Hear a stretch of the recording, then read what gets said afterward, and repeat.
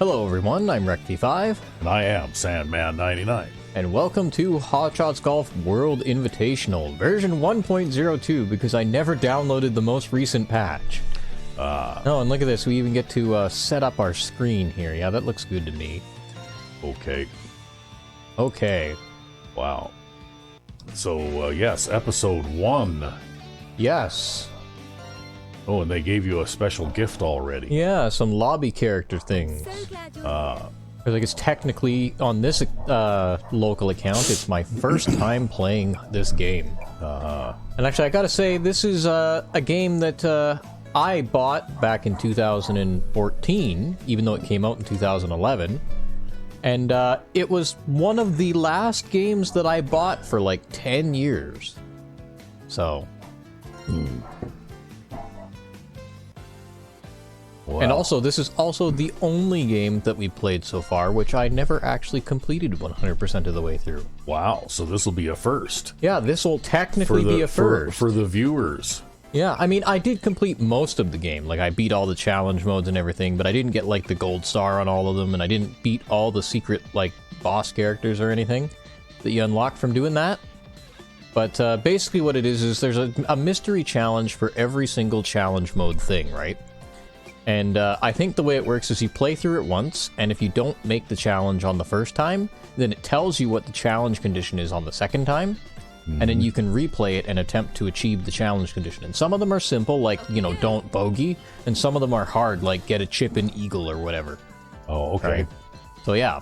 And for starting characters, we've got Yuna, Yamato, Isabelle, and Chang, who are all the novice characters. They give you all the novice characters at once, right? So Chang's a power hitter. Isabelle's a control character. She's got some extra distance, but to compensate for her higher stats, she's got some weaknesses. And then you've got Yamato and Yuna, who are just kind of easy to use. But obviously, they don't have very much distance. Right? And then down here, we actually, because I ended up getting the DLC for this game at some point, and I actually don't remember what all the DLC is, but I did buy it all at some point. Because I was a big fan of obviously it's a Hot Shots Golf game, right? Yep. So we have a DLC character as well, and Kat. She's a power hitter spin character, right? So, you know, good to know, good to know. And she's from a particular game, actually, Gravity Rush, I think it was called. Oh, it says right there at the bottom. Where? Oh, okay. Yeah. I'm not familiar with that game either. I never heard of it before this moment. Yeah, and so I never actually played the game, but I was familiar about hearing about it. Oh, okay. So I never actually played it. Maybe I'll play it someday if I ever get a chance to, but yeah. Another interesting thing about this game is this is the only game in the series that I have that I don't own on disc. This was a digital download only in the West. Oh, you could buy okay. it on disc, I think, in Japan, but you couldn't buy it on disc in the West. Well, apparently now everything is going to be digital downloads within a couple of years. Well, I mean, it technically already is, right? Yeah. But the thing that annoys me about that is that it doesn't bother me so much because I've actually purchased a few games through digital downloads too, you know, from GOG. But what annoys me is that they did not take the cost of manufacturing the disc and the packaging off the price of the game. yeah, Right? that's fair enough, yeah. You know, they kept the price the same, but they cut their costs by probably, you know, like 50%, right? Yeah, although I guess they do have somewhat arbitrary sales, right? Like, oh, well, this game is going to cost $5 this month instead of, like, $50. Yeah. Well, I don't know. It is what it is. But another interesting thing about this game is we have 3 different swing modes to start. Yes, and there's I see actually, I think, 2 extra swing modes that we can unlock. The other 2 at the end are actually for the PlayStation, I think it's called the PlayStation Switch, where you'd, like, stand up like you're holding a Wiimote and swing it. Oh, okay. Yeah. But I don't have that. I never did. But they've got, like, the gauge shot with to start with, and which is kind of like the old school shot mode, but it's curved. Yeah. And then they've got this circle shot, which is like a hybrid of the old school shot mode and the like advanced mode from the previous game. And then they've got this arrow shot, which is a really novel system. I mean, basically you set power using the bar, and then this arrow travels from right to left in sort of like an arc, like kind of like this. I'm sort of making a motion like a fan. Yeah. Okay, yeah. And Yeah, you have to hit the impact zone with that one. That one's hard, actually. I don't like that one so much. And then they've actually also got the original advanced shot mode and traditional shot mode as unlockables, but yeah.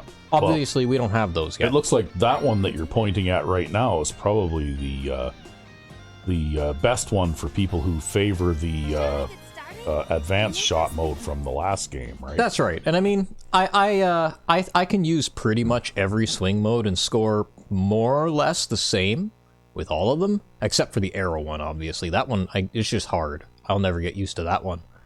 But, I guess I'd say I do feel a little bit more comfortable with this hybrid shot mode because it gives me the power precision of the traditional shot mode, which I liked very much. So I don't have to guess so much about power setting. Okay, well, I'm going to guess that this golf course is in Canada, right? Yep, this is in Canada. The first golf course is in Canada. What gave it away? The big maple leaf T marker? That's right. Yeah. Oh, man. Yeah, I don't know why. They had this big Canada phase in Hot Shots Golf for some reason. Oh. So I was like, well, okay. It's Canada time, I guess. Let's see if I can cut the corner on that. Yeah, we're fine. This is actually a really downhill hole, so you can hit like monster drives, and if we had a little bit more distance, we could probably drive that green. I'll say you're only 50 yards away now. Exactly.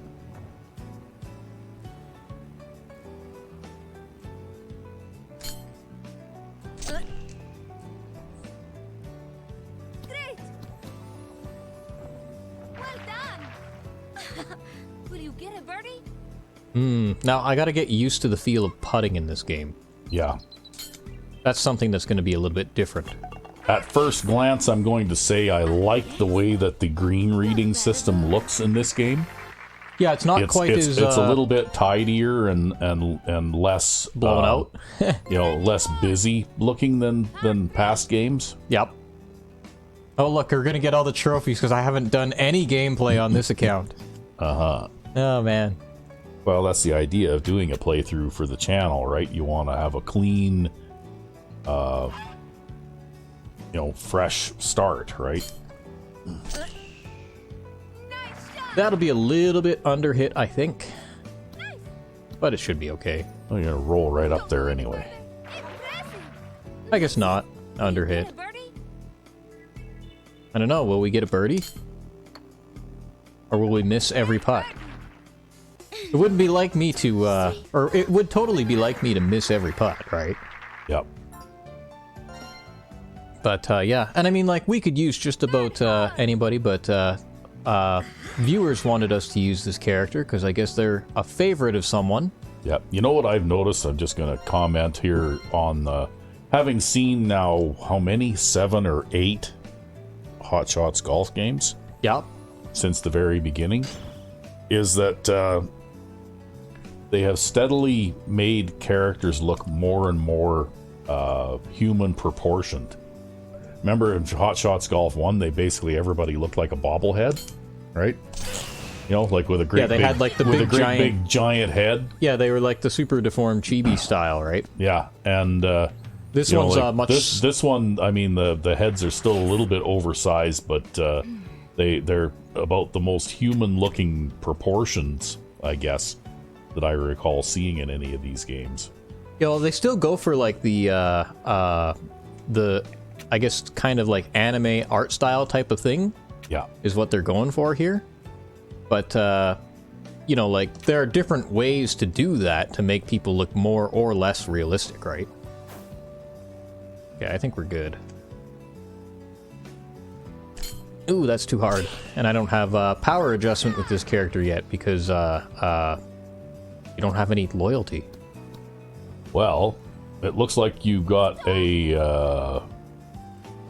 We'll be chipping. Yeah, you'll be chipping. Ready? Oh, maybe I can put that. On the bright side, at least you didn't end up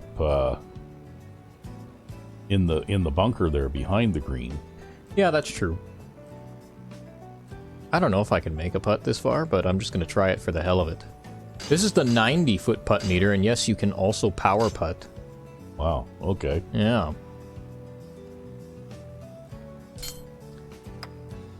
That might be a little bit light. Oh no, it might be too hard. No, it's gonna be a light. little bit light. Go for it, birdie. Oh well.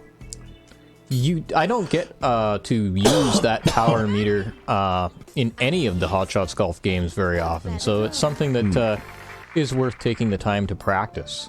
We're in a good place. I'd say another thing about this game Par four. is I do miss the 3D caddies that used to walk around out on the course. Oh yeah, they don't have those here. Yeah, they don't have those. But, on the other hand, they do have a lot more expressiveness in characters and character design in this game.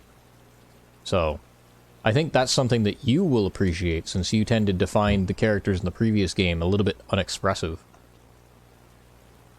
Well, just compared to earlier. Ooh, I shanked that. Might miss a fairway here. Don't land in the bunker. Yay, we didn't land in the bunker. See, I can't even remember this character's name now, but she's bad in the rain and she's bad in the rough. So she gets a small impact zone and bad power percentages under these conditions. Another thing that I think is different is I think that you couldn't do this in previous games, but you can toss grass even in the middle of the fairway. Which you could do, I think, in Hot Shots Golf 2, maybe, but you know, because still isn't telling you what the wind speed is here, right? Oh, is it not? No, I didn't even notice. Well done. it didn't tell you until after you were done there. Oh, I actually didn't notice that. Downhill. It's downhill, but we only get 90 to 95% power, so I'm going to play it like it's uphill. I'm gonna have to watch that now. We'll watch the wind thing and see. You're going to notice all the things that I just kind of do by gut and feel, right? Well, no, it's just that I noticed that like usually after your tee shot, it tells you what the wind thing is because everybody has a wind gauge in their pocket, right? Yeah. But this is, you know, like right now it's a question mark, right? Yep.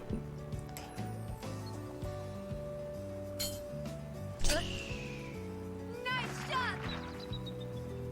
shot. This was an interesting release though too, because I think the way that they designed this game is they designed it so it would be the same game on both the PS3 and the PlayStation Yeah, Vita. see, it's still a question mark. Oh, it is still a question mark.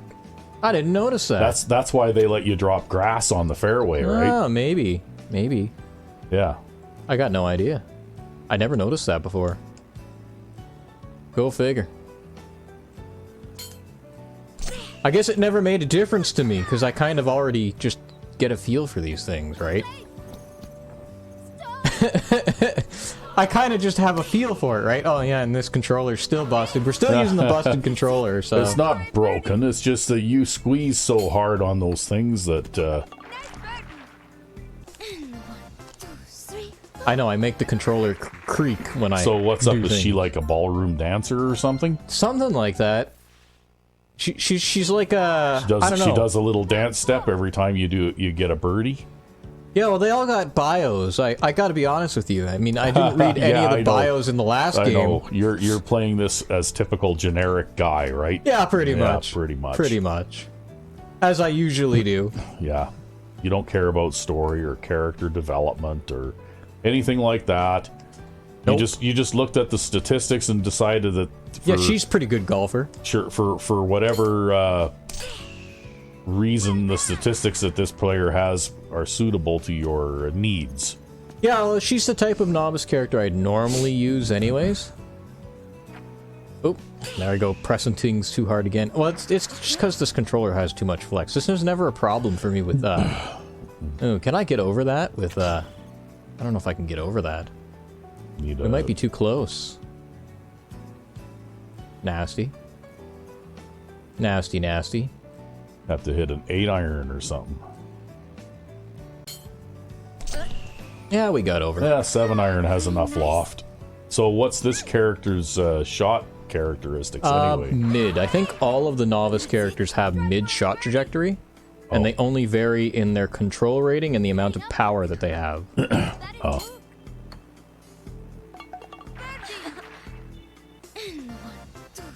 And so if I have the opportunity to have, you know, a decent amount of power, she has 9 more yards of power than Yuna has, for example. Yuna has a drive distance of 230, whereas this particular character has a drive distance of 239.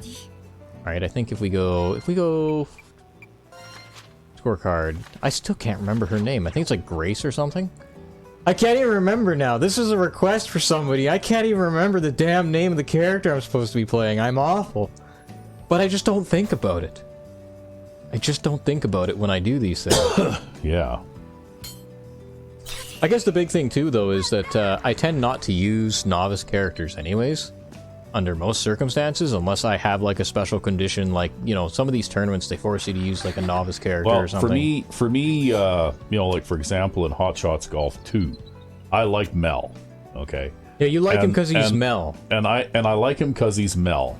And I'll play, you know, the game with Mel through the whole thing until I get Sweet Tooth. Because I like Sweet Tooth too, right? Yeah. And then, you know, like by then I'm playing on the more advanced courses and stuff like that, and you need the distance. You need the distance, right? So, and by then I'm usually, well, hopefully I'll have been practiced up enough that I can deal with the reduced impact zone and all that kind of stuff, right? Just an interesting piece of useless trivia for you. If you give Sweet Tooth the beginner's clubs and big air ball, he'll hit the ball 239, which is 5 yards further than Mel will hit the ball with big air clubs and big air ball. Oh, yeah. So, just a little useless piece of trivia. They both have about the same spin rating. I think, though, in order to play King's Garden, you need to be able to hit the ball further than that. Well, I mean, it depends. I guess you'd have to choose, too, right? Depending on what your needs were. Personally, I like to use Gex with the beginner's clubs and big air ball, because he hits the ball still over 240 yards. Yeah. Even with that setup, and he actually gets an impact zone. Yeah. Anyway, you derailed my train of thought. Oh, sorry. Oh, yeah, and in the last game, of course, I liked Sackboy, right? Yeah. Just because he's cute. Oh, fair enough, fair enough. Makes me laugh, right? Yeah, well, he was quite animated for a character that had no voice lines, right? Yeah. Yeah, with his jetpack and his expressive reactions to... Ooh, I hit that too hard. You know, like whole results and stuff like that, right? He was just fun. Fair enough. Yeah, I'm always really bad for that. I just pick characters based on stats. I guess I'm just a meta slave. Yeah, well, you know what? I also don't turn in scores of like minus 17 and stuff like that either, right? But, I mean, I often don't too. It really just depends on the day I'm having. I did play a practice tournament with Mel here recently in Hot Shots Golf 2 in my practice league. Yep. And I shot a minus 10. Very nice. On Bellata. Nice. Yep. Could have been a minus 11, but I missed a putt. Well, these things happen. I missed the birdie putt on 18, right? These things happen. But you know what, though? I told you you had minus 11. Oh. Well, We're getting all the replays today. After having played Bellata a couple of times, though, now I'm becoming more familiar with the course layout, and I'm remembering some of the shot-making tricks that I used to know years and years ago when I was playing that game, right? Yep. We got to hit a driver off the deck here in order to make it.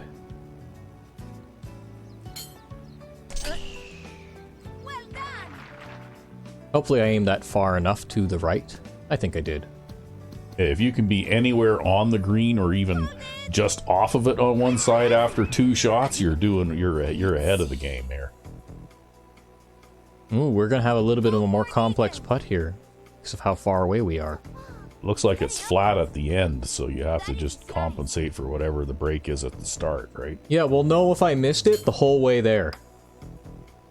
I missed it. Didn't hit it hard enough anyways, but I would have missed it if I had. That's okay. That's a very easy birdie putt.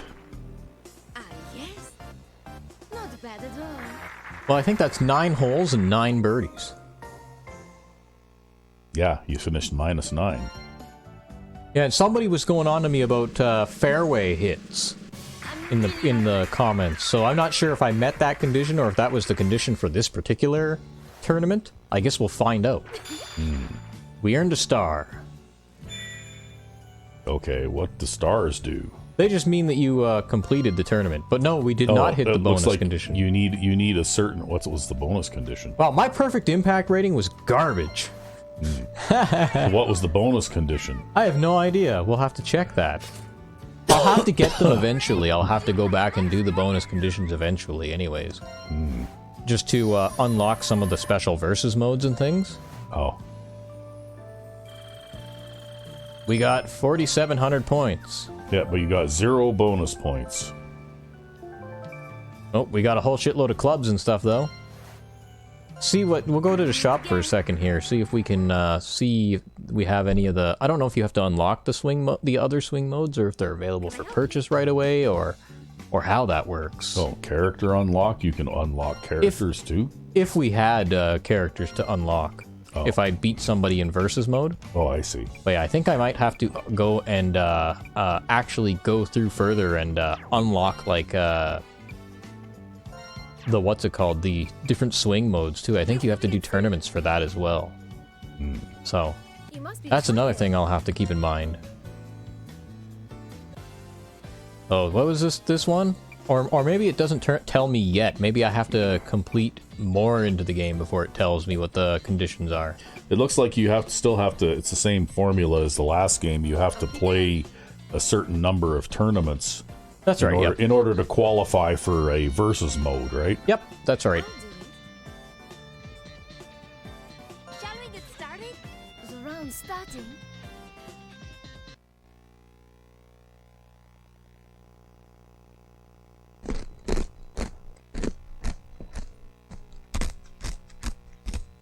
Oh yeah, easy mode I think is like the everybody's clubs kind of thing. First call. Par 4. It also looks like it affects the AI players' scores or something too, right? But you're gonna recognize this course. Am I? Oh yeah. This will be the 3rd time it's appeared in this series. Oh.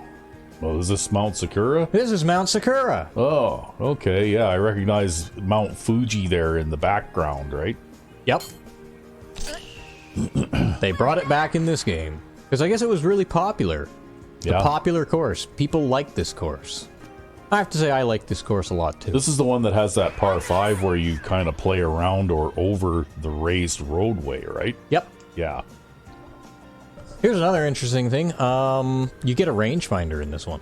Oh, really? Wow. So you can actually move the right stick around while you're looking at the green. See, I used to play golf with a guy from work that had a rangefinder. It was basically just a GPS run thing, right? Yep. And I'm not sure, of all the technicalities of how it worked, because I would imagine it used some sort of laser technology, right? Yeah, it was a combination of laser and GPS, right? Yeah, and he could, take distance measurements, I guess. Yeah, right? kind of like surveying, I guess. Well, except that the laser-based survey systems that I'm familiar with, you needed a reflector. Ah, no. Yep.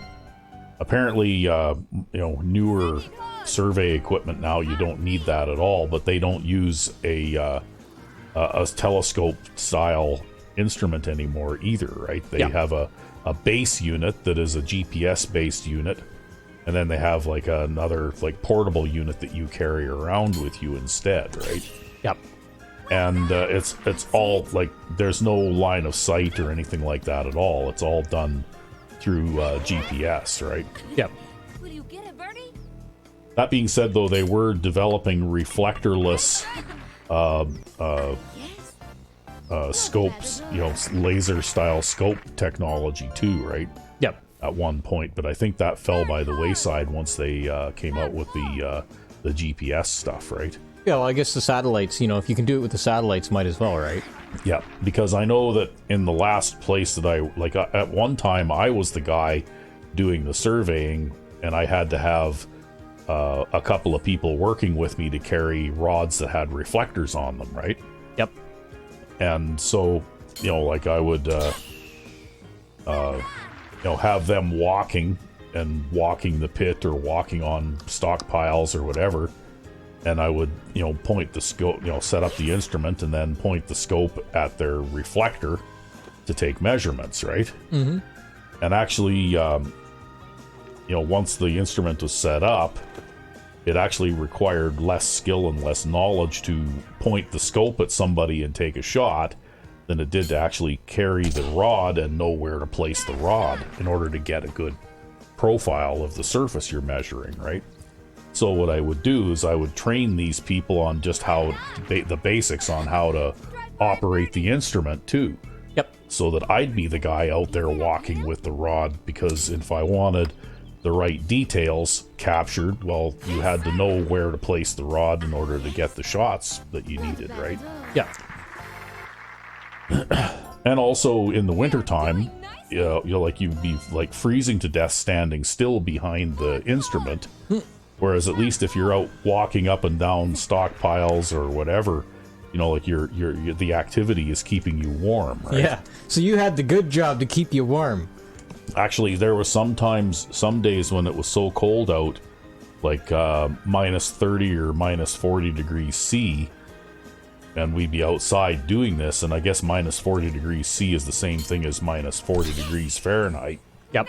So in temperatures approaching minus 40 Fahrenheit for our American viewers, when it's that cold out, you don't make anybody stand behind the instrument for longer than 10 or 15 minutes. Yeah. And what we did is we actually had the three of us out there, because I usually had two people on rods and one guy on the scope, right? Because it's hard walking on stockpiles too that have a 37 degree slope on the side, and they're frozen too, right? Yep. Like you'd have to attach ice climbing cleats to your work boots so that you could dig them into the frozen surface of the pile to be able to walk on it without sliding, right, all the way to the bottom. Because some of these stockpiles would be like 50 feet tall too, right? Yep. And a 50 foot high, and you're 25 or 30 feet off the ground on a 37 degree slope. Well, if you lose your footing, guess what? You're going to slide all the way down to the bottom, right? Yeah. And then you got to climb back up again. Assuming that you don't hurt yourself while you're doing that. I burnt holes in the set of insulated coveralls from the friction. Wow. From sliding down a pile like that after I lost my footing. So you had to have the ice climbing cleats, strapped to your boots. Yep. So that you could climb on the pile. But anyway, what we would do when it was that cold out is we would just have one guy walking the pile. In fact, if possible, I'd even have 3 helpers. Because then we'd have one guy running the instrument, 2 guys walking the pile, right? Yep. With the rods, and one guy warming up in the truck. And we'd switch every 15 minutes, right? So you'd spend 15 minutes out there like running the instrument, and then you'd go and sit in the truck for 15 minutes, and one of the guys who was carrying the rod would move to the instrument, and the guy from the truck who's nice and freshly warmed up would move to the rod, right? Yep. And we'd cycle like that. That way nobody lost any toes or things like that, right? Yeah.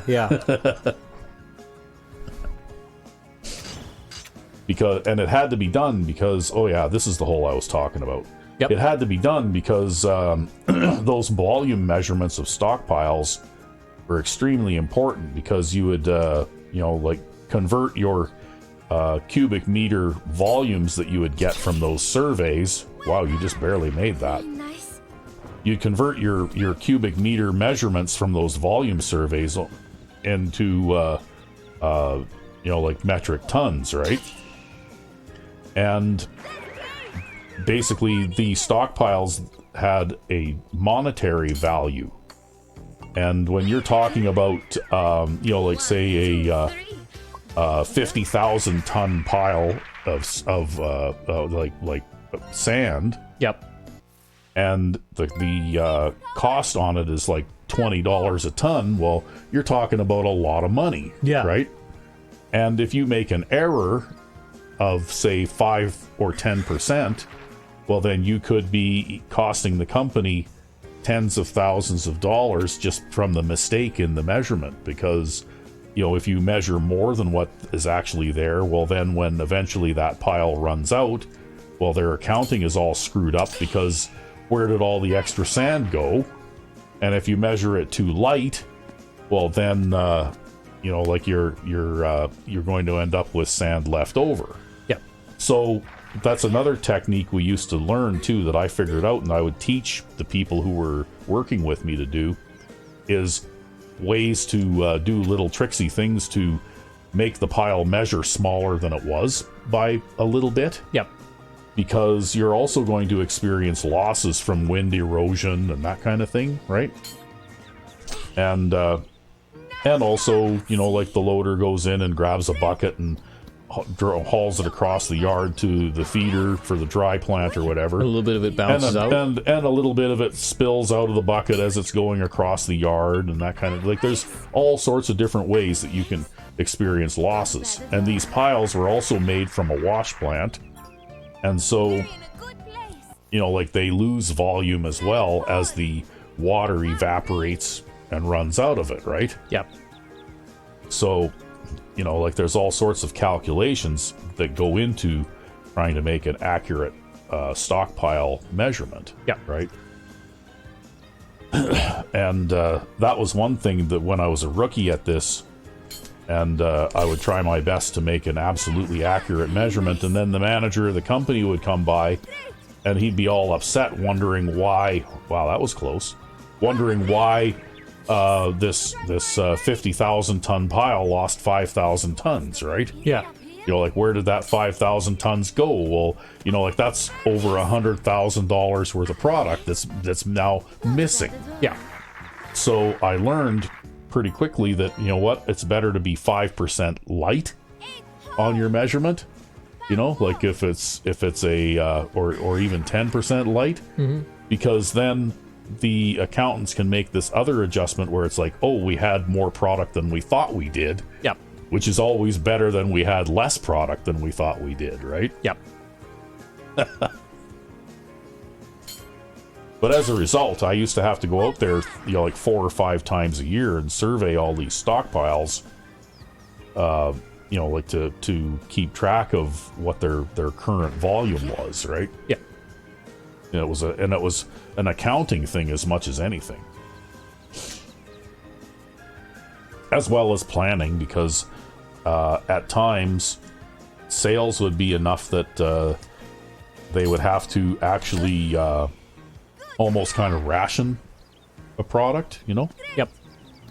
And I know when I worked at the sand company, they expanded that operation twice while I was there, and like when I first started there, well, we were producing, well, all told, everything about, maybe 200,000 tons a year kind of thing. Mm-hmm. And by the time I left that company after I'd been there 10 years, and then I went and moved on to work for someone else. But the last year I was there, we produced like 500,000 tons.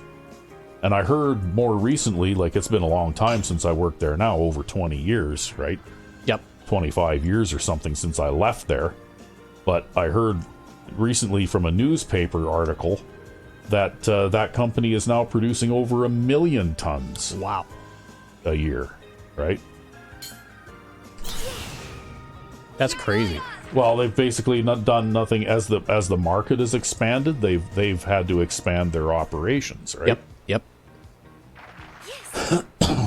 But here's another thing about this course, is even though it's Mount Sakura, some of the layouts on the holes are slightly altered since they first appeared in Hot Shots Golf 3. And I mean, they did a little bit of that in Hot Shots Golf 4, and they've done a little bit more of that in this game as well. That's enough sand talk for one day. What can I say, too? It's weird, but you know what?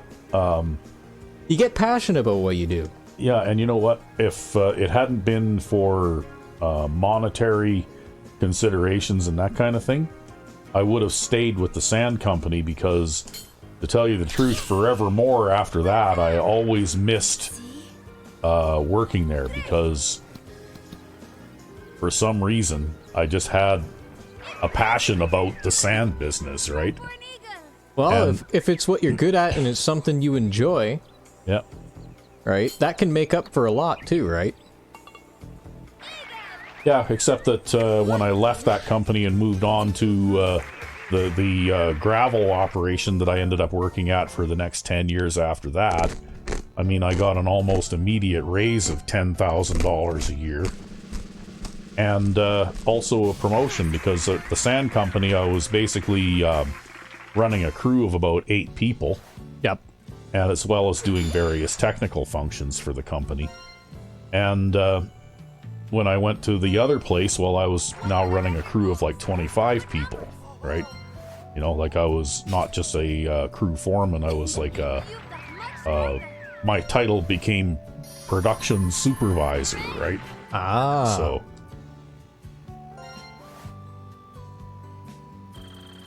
And I made, and like I said, it also paid more and that kind of thing too, right? Mm-hmm.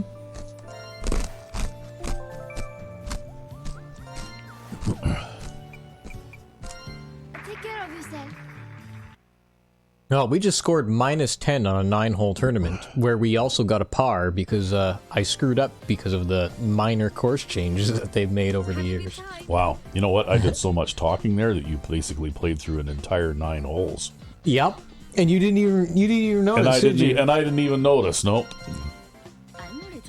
Okay, maybe I'll shut up now. Oh, no, it's fine. I'm sure everybody finds it entertaining. The round started. It's always good to learn new information. Yeah. Besides, Well, you never know if the thing somebody about- might be out there who wants Yeah. to go into the sand the thing business. about the sand plant was that I didn't just run the crew. I I ran the quality assurance program for all of the plants. Yep. And I did all the surveying for pits and for stockpile inventory and all that kind of stuff. Yep. And I also did exploration to locate further sand deposits for development, which meant that I got to go and meet landowners and negotiate with them a little bit. I also did all the permitting for the mining, so I got to go to the Alberta, like the government, Yep. and meet with government officials and show them, and I drew the plans too, right? Yep. Yep. So, when you go to the government and you are looking for a permit to do some mining, well, you have to have plans drawn up that explain exactly how you plan to develop this resource and how you plan to, basically reclaim it afterwards, right? Yep. So that was part of it. And also, toward the end, it also involved going and talking to county governments too, because the counties were starting to get involved in that kind of stuff, right? Wow. Will you get it, Birdie? And so, you know what? I did a lot of stuff there, including running the loader so that the loader operator could take lunch breaks and stuff like that, right? Yep. Okay. So pretty much I did everything.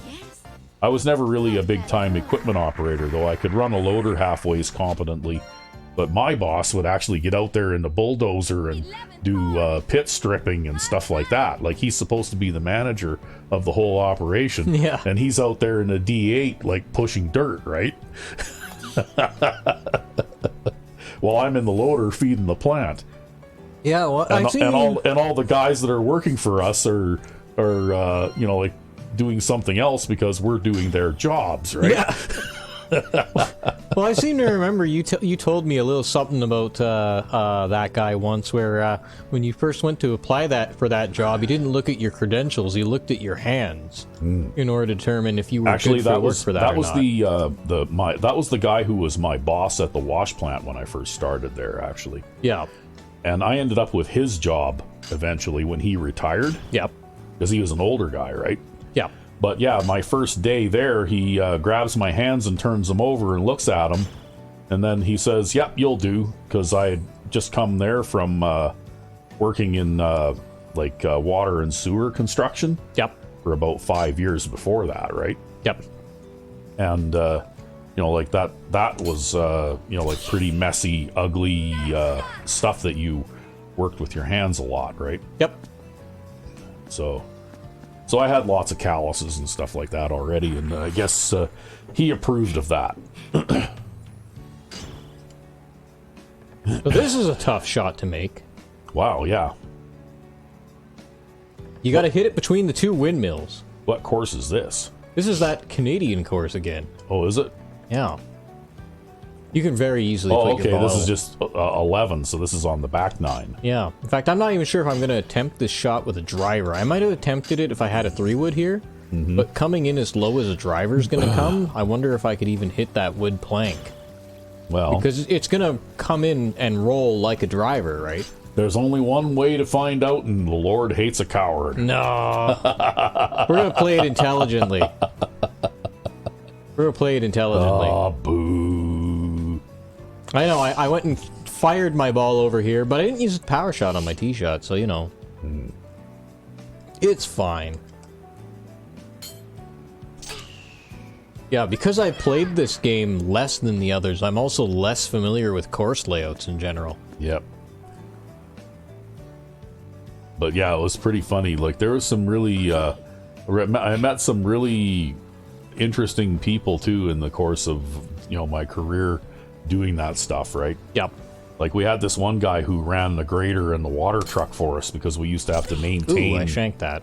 We used to have to maintain the county grid road that we used to haul, up and down those roads, right? To haul from the pit to the plant. Get it, Birdie? Yep. So we had to, during production season, we'd hire this local farmer who would come out and run the grader and the water truck for us to maintain the road, right? Come on.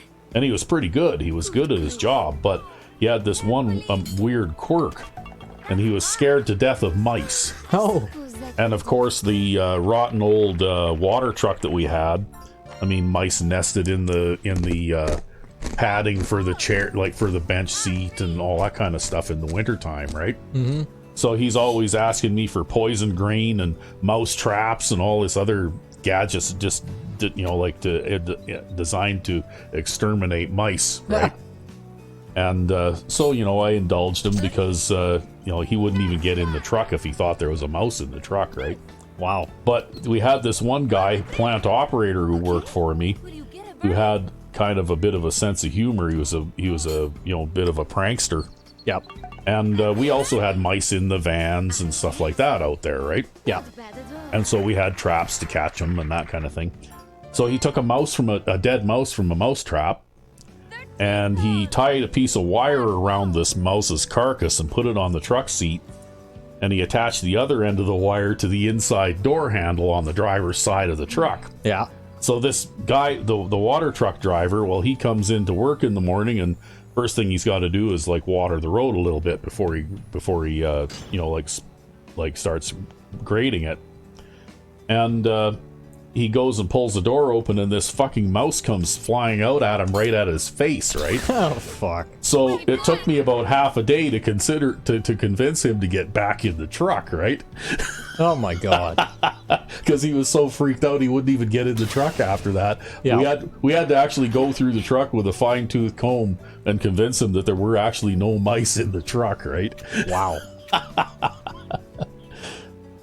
So I had to take the other guy aside that pulled this joke and just let him know that while it was funny, it was something that he really shouldn't do if we needed, because we kind of need the... Yeah, we need this guy's services. we need this guy to actually do his job, right? Like, you freaked him out so bad that he couldn't even do his job today, right?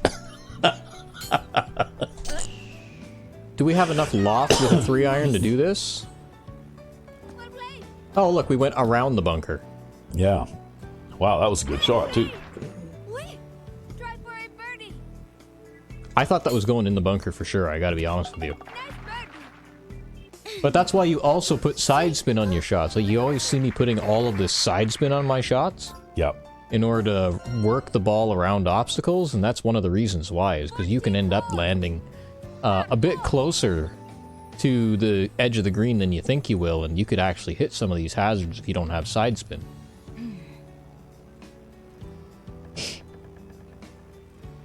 Wow, more windmills. I don't remember seeing windmills like that. No, they've got a lot more dynamic course elements in this game. Like, they started to do it in the last game. And I mean, I guess they had them kind of in Hot Shots Golf 4 as well, but like, they're actually in play on this course with the windmills and whatnot. Yeah. Yeah, I can see that. If you get bad timing, you could bounce a ball off of one of those windmill blades or something, right? Yep. Did you notice how the windmill blades stopped for a second there when you were taking your shot? Oh, no, I didn't. Yeah, everything froze. I don't know whether you'll be able to see it here or not. That's an interesting detail to note. Yeah, when you were taking your... Well, you can't watch because you got to pay attention to what you're doing, but that's what I noticed when you were taking your tee shot there.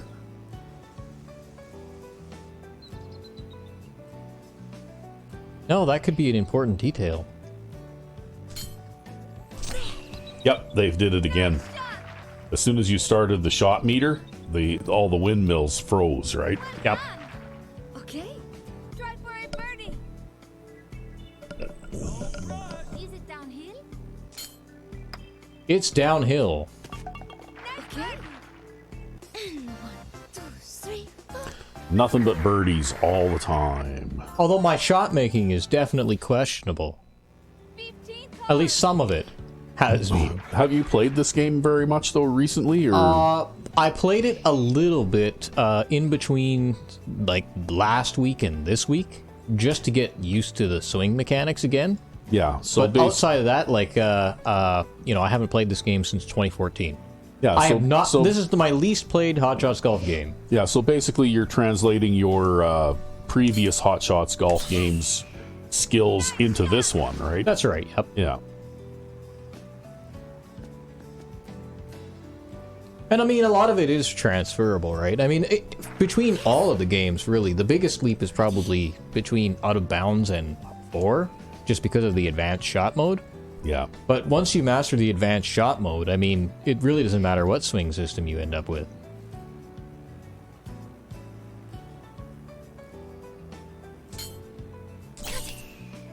Good shot. Well played. So on this, like setting the accuracy mode, On the green. I mean, I understand the power mode thing. That's just basically a curved version of the flat bar from past games, Uphill. right? Yep. But, I hit that too hard. But Didn't matter, though. how do you like? What is the accuracy Bad at all. setting here? Like, what are you trying to accomplish? Well, it's just like the way that the accuracy setting works in the advanced shot mode in Out of Bounds. Yeah, I know, So- but I don't understand that either. So The way that it works is you have the circle, right? At the bottom there. yeah, And then you're as you go to hit a shot, right? And I'll hit a shot here just to demonstrate. You end up with some like a big circle that starts out from the edges of the screen and starts to enclose in on the center Yep. where your ball is. yep, And you want to hit it so just when like it perfectly encloses directly in the middle of the ball, and that would be perfect impact. And then the ball itself would be the pink zone if you hit like a minor shank that doesn't really do anything, but that's like not perfect impact, oh, right? okay. So that wouldn't cause your ball to go like left or right or anything. It's like hitting the pink zone. So of if the- you hit when the circle is covering those two pink lines there, that's early. that would be early or late, because once the circle encloses in on itself and hits the center of the ball, it starts to widen again. Oh, okay. Right? And, I mean, I'll try to hit the fairway here, but maybe on my next shot I'll show you what it looks like if you go wide. But, and if I hit it between the red, then that's a shank, and if I hit it outside the red, that's a flub. Okay. So not that different, it's just a different medium for the same swing bar impact zone that you're used to. Alright, so that one was a pink, Yeah. and slightly early. Wow, that's hard to see. I think I'm probably just going to use the traditional shot mode. Well, what I like about it is my eyes don't... Oh Oh, I my, did look miss at the that. fairway, and after all. Damn. Yet you rolled and rolled and rolled. But what I like about it is that I don't have to have my eyes go back and forth, because sometimes I'll go cross-eyed when I'm going back and forth, and that results in a missed impact zone. Maybe that's why I screw up so bad sometimes. You go cross-eyed while you're trying to hit the impact zone? Yeah, maybe. Nice shot. I think that is going to be overhit because I got super perfect impact on that. Yeah, we're going to get like 100% power. Oh, we're getting 93, but yeah, you know, whatever. I guess it was better to hit it hard there, though, because you see the river with the creek. Yep. Right? It's uphill.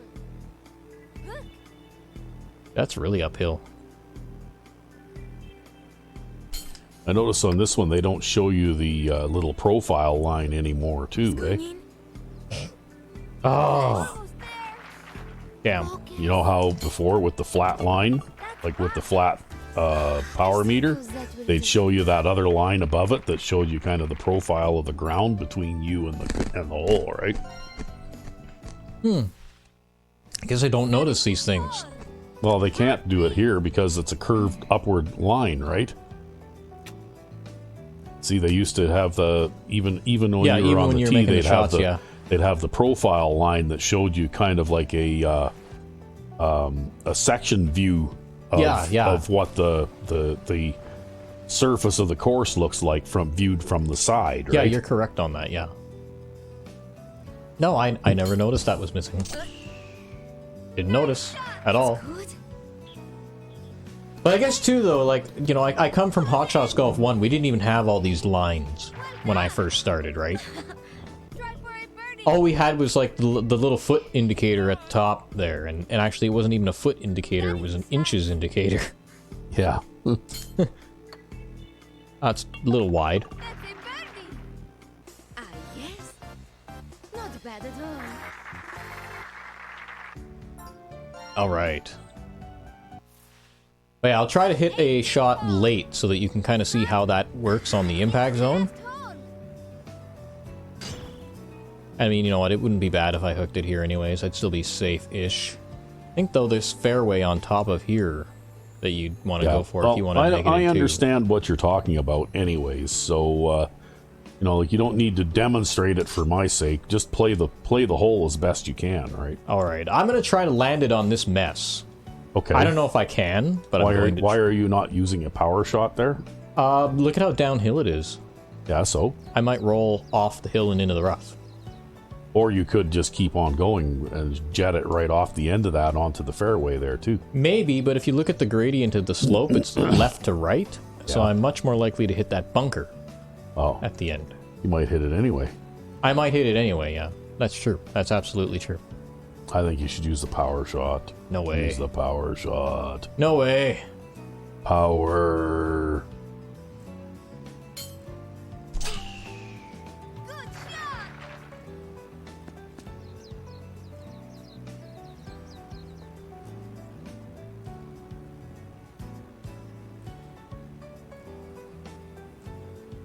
Four, 45, 46, 47, 48, 49, 50, 51, 52. Not bad for 195 yards of carry. Well,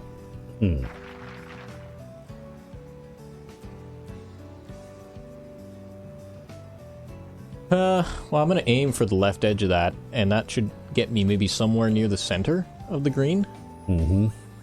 I'm not going to use a power shot here either, though, because I might go off the back. If I do. Sure wish I got my super backspin there, but I was a little bit early and quick on that. Guess it's fine. Oh, I think that's going to go just fine. Nice. Look at that. Wow. Go for an eagle. Is it downhill? 0.70.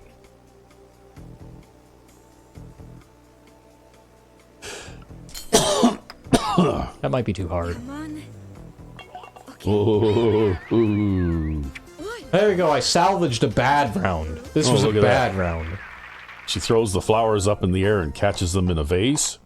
Yeah, well, she's like Miss Graceful or something, right? Like, Yeah. Well, like I said, she's a ballroom dancer or something. or some such.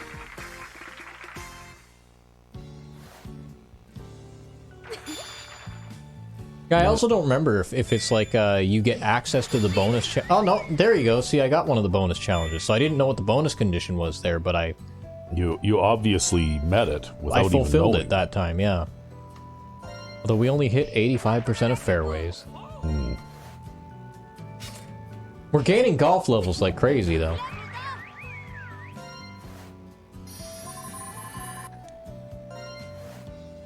Takes you a lot longer to earn loyalty, too, eh? Yep, but instead of there being like, I don't know, it's like 10 loyalty levels or something like that, there's only 3. Oh. Back to the challenge menu again.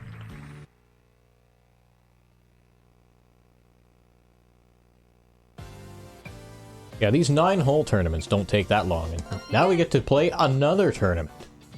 This is a different course. So we played, I think, the first 18 holes of both level 1 courses. I think this is a level 2 course. Oh.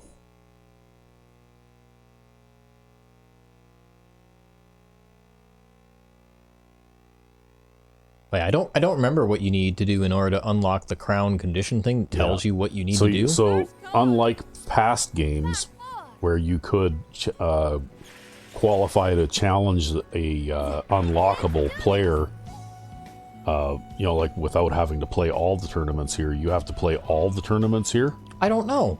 Maybe? From what I just read there, it looks like that's the case. You know, like there's not as many tournaments to play. Like you know, like in the last game, sometimes there were like 10 tournaments, right? Yeah, yeah. At each level, it appears that there's less tournaments, but you have to complete them all in order to. You know, at least that's the impression I got. That could be true. I really don't know. I don't have enough experience with this game to give you a definitive answer, Sandman.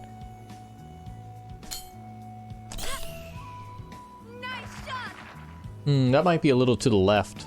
I was hoping that the slope of my ball would affect me more, but it didn't. Well done. Okay, go for it, birdie. Oh, look, we've got the big cup. Yeah, you got the ice cream pail cups here. Yeah, so when I miss this, this'll be extra embarrassing, right? You got a putt for dough, Rec5X. No, putt drive for dough, putt for show. That's actually with our episode 1 of my Hot Shots Golf 2 playthrough. Yeah? Yeah, lots of people commenting on putt for dough. Yeah, well, you're very good at putting, though. Well, I'm not very good at putting right now. Well, I guess not, yeah. I mean, you'll get better again. But I can't do all the shot-making tricks and the spins and stuff like that like you can do, right? So it just comes with experience. So putting is more important to me than it is to you, right? It's also a lot difficult to do a lot of these things if you can't hit the ball very far. Like, a lot of the things I can do because I can hit very small clubs to the green. So it gives me more flexibility, right? Yeah, well, it's easier to one-putt greens when you are within, 6 or 7 feet of the cup all the time, right? That too, yeah. That might be a little too hard. Maybe I shouldn't have made that adjustment. Oh no, we're fine. Ooh, you almost put it in. If only. Go for it, birdie. It's actually really hard to get that type of chip in this game. Like, I know I've gotten a couple of them in the past in previous games.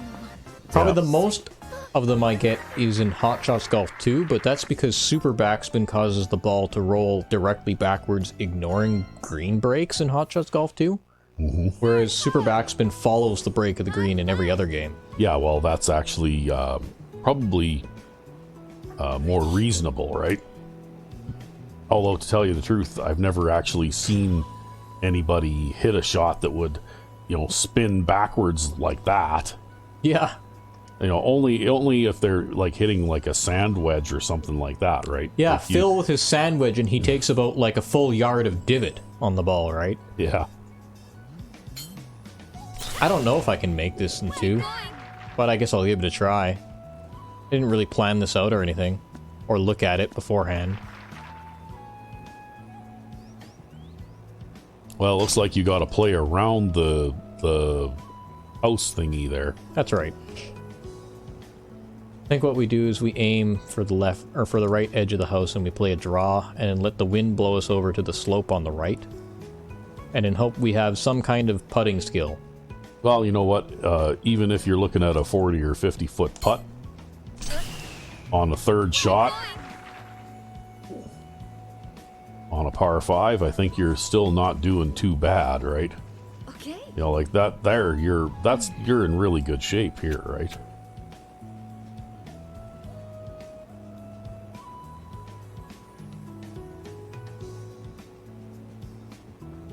A really strong break.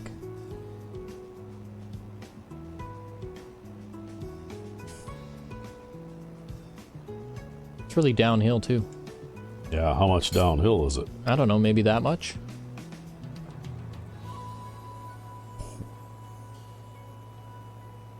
On the green. Yes, try for a birdie.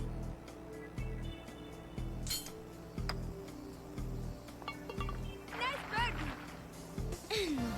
In a situation like that, I might have been better off just trying to chip it, but whatever. Especially with the big cup, maybe I could have just hit the cup with the chip. Maybe. Didn't think of that. Well, see, in the case like that, I guess if you chip using a sand wedge or something like that, you don't have to play the break, right? That's right, yeah. And that was a pretty big break.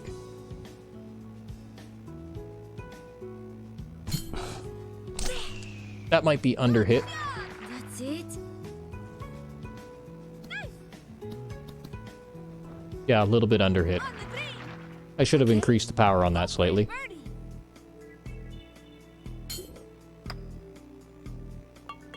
Yes.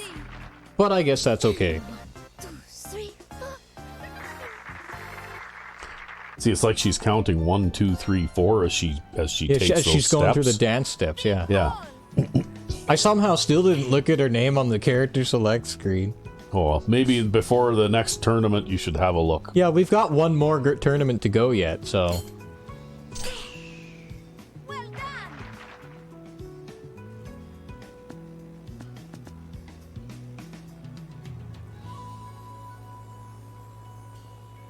Yes.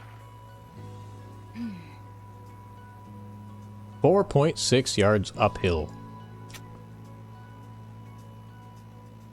What's that wind like? It's not that strong.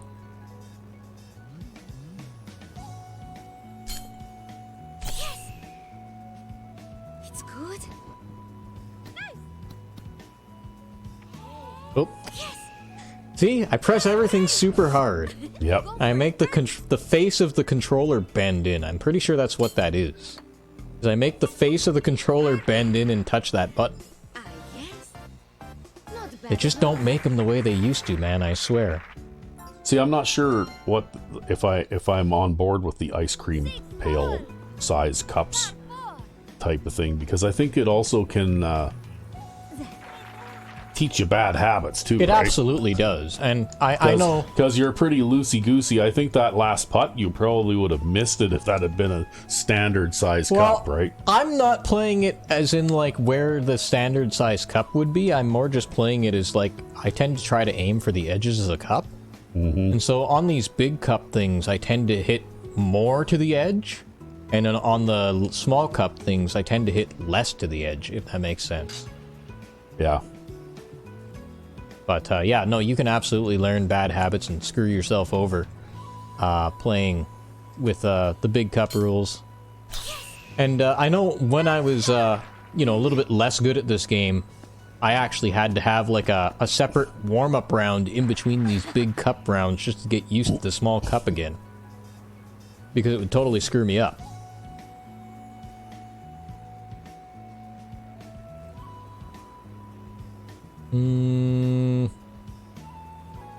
Well, I don't know what to do here. Club up because of the headwind, or just hit this full power? I'll just hit this full power. We'll see what it does.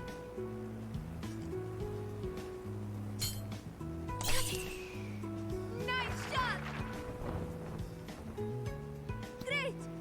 Perfect power, perfect impact. You almost put that in. Wait. Go for a birdie. Nice birdie. 1, 2, 3, 4. I guess too, though, this course actually has more difficult greens than the last one by a significant margin. Like, I'd almost describe the previous course's greens as flat, like the Canadian course. And then Sakura is kind of like more like a traditional course that was in these games, right? Whereas the Canadian course, I'd say the course itself, like the shot making, is harder. But then you have this course here, which actually has some fairly slopey greens. At least in certain places. They probably want each course to feel like a slightly different experience too, right? Yeah. Very nice. Because if they all played exactly the same, what's the point in having more than one? That's fair. Well done. Yes. Looks like we might get some rain. Birdie. It's uphill. Oh, so you actually get warning of upcoming rain? It just doesn't start pouring out of the middle of nowhere on the next hole? Well, it doesn't, technically speaking, outside of like Hot Shots Golf 1 and 2, I don't think it does either, because you can see the game weather pattern change over time as it gets cloudy. Yeah. And you see the clouds roll in, and that kind of gives you a hint that your next couple of holes are going to be rainy. And lo and behold, that's exactly what's happened to us here. We have rain. And she's bad in rain. Look at how tiny that impact zone is now. It's just a dot. Just a dot. Perfect impact or nothing. And that's a hook. That's what it looks like when you hit the impact zone slightly late. Oh, okay. Yeah. Well, it looks like you had plenty of fairway to work with there anyway. Yep. That's another thing, too, is you can get, like, a partial perfect impact type of thing going on, where, like, you, like, shank the ball, but not by much. And the lady still says, nice shot or whatever. It's weird.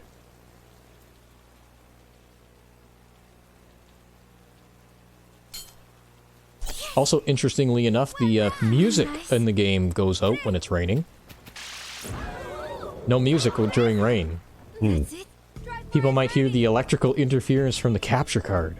The humming. That's what that quiet hum in the background is. Yeah, it's like a level of electrical interference that seems to be inside the capture card itself. And I guess if I wanted to, I could probably filter that out with some noise filter settings, but I have never bothered before.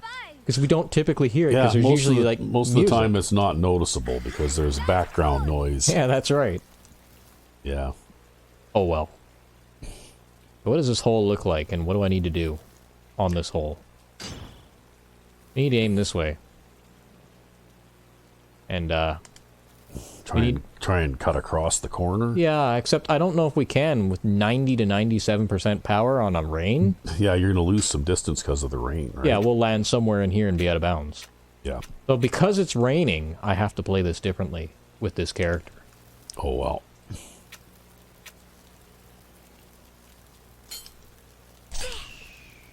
Well done. And it's still better to hit the ball, I think, to the left than to the right. It's better to hit the ball late than early.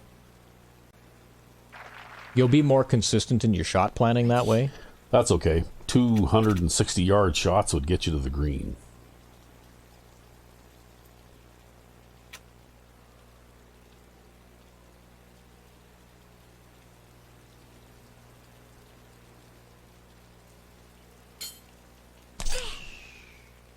And that one's really left, because I actually really shanked that badly.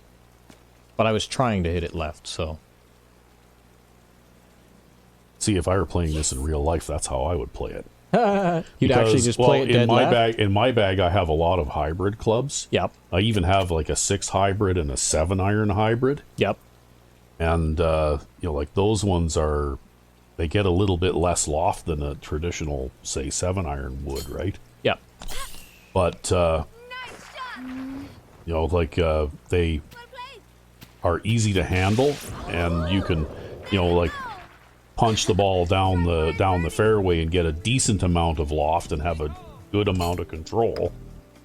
And if I've got 300 yards to go, well, why wouldn't I do that? It would be 2 easy shots rather than trying to risk a long shot and then a short chip kind of thing, right? Yeah.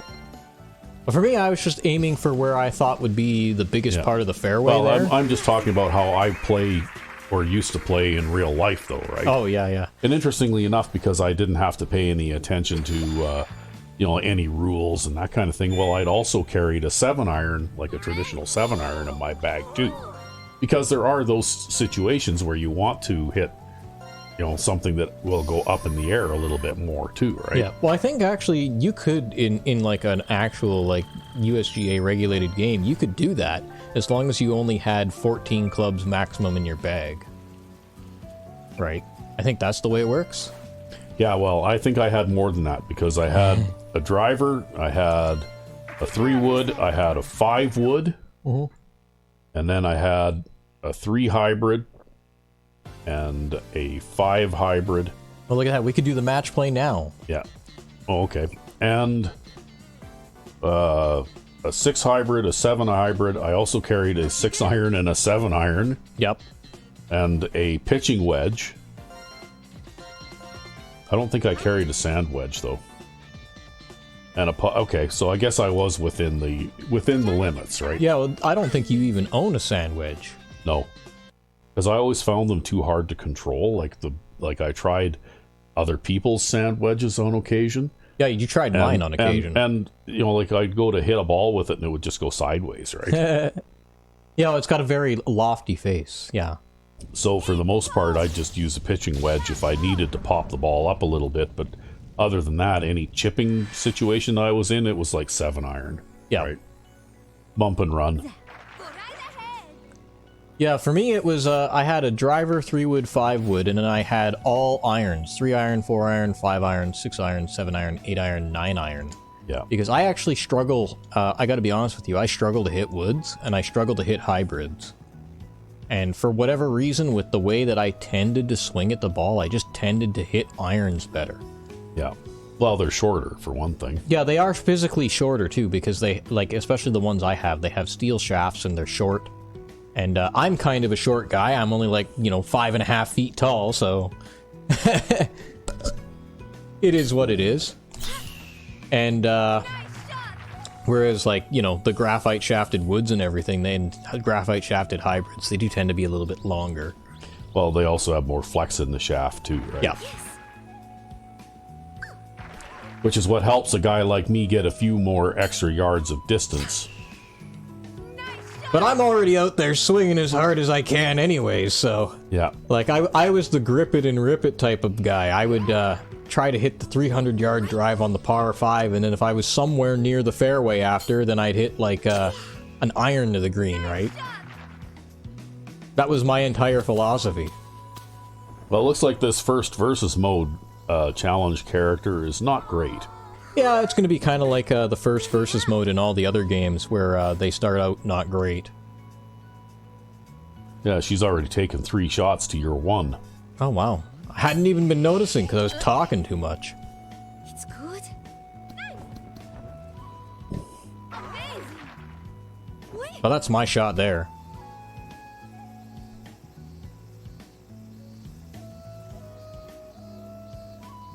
But that's another thing, too, is they have an in-between wedge, like a gap wedge in this game, called the approach wedge. And that's a new feature of this game. Because they previously only had the sand wedge and the pitching wedge. That's a nice approach. Yep, she's hacking here. Wow. Yep. It's like hockey night in Canada out there. That's a bogey.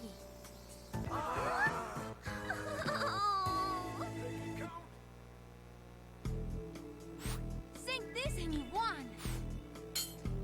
Okay. Oh, you're the red dot now? It Yep. says red dot's turn? Yeah, well, I'm the red dot and she's the blue dot because it's player 1 and player 2. Oh.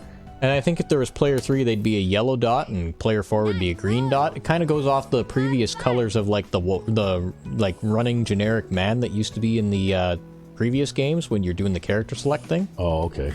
They were all of those same The colors. running stick man. Yeah, they were Yeah. all the same colors as that. Like they were all color coded. Oh, okay. I think this is the hole that was raining and I couldn't cut the corner here. Yeah, well, you might be able to this time. I think I can cut the corner this time. Just need to make sure I'm far enough to the left not to roll down that hill into that bunker. What you got? Well, we're going to get all carry because of the super backspin, and we're going to bounce off the cart path and cut the corner. Yep, but you didn't land in the bunker, so that's good. Wow, you hit that ball almost 300 yards. Yep. With good shot planning, you can hit the ball a mile even with a low power character.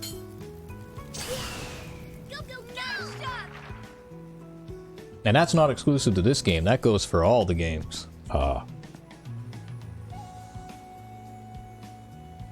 She's gonna roll into the rough. Yep. Semi-rough. Yeah, I can't remember if they introduced that lie type in Hot Shots Golf 4 or Hot Shots Golf Out of Bounds. But, it's a somewhat recent addition. Well, it looks like that second shot was pretty good, actually. Unless she rolls into the semi-rough again.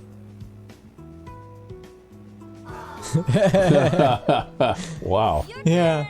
And that hill might be a bit of a problem. Who knows? Well, you're playing for the green in 2 here. Yeah, the only problem is because we're hitting a driver, I don't know if I can make it up above that. And if I were to hit it hard enough such that I could carry the front edge of the green, I might end up just going off the back end of the beach there. Yeah, well, you're probably better off to be a little short than a little bit long. Probably. I think we will be short here.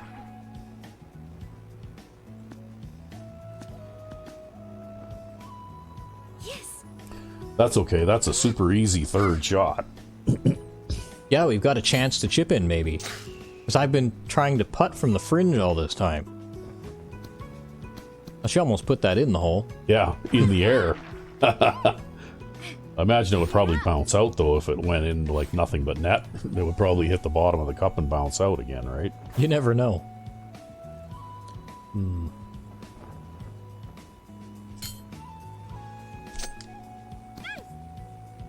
Ooh, that was close.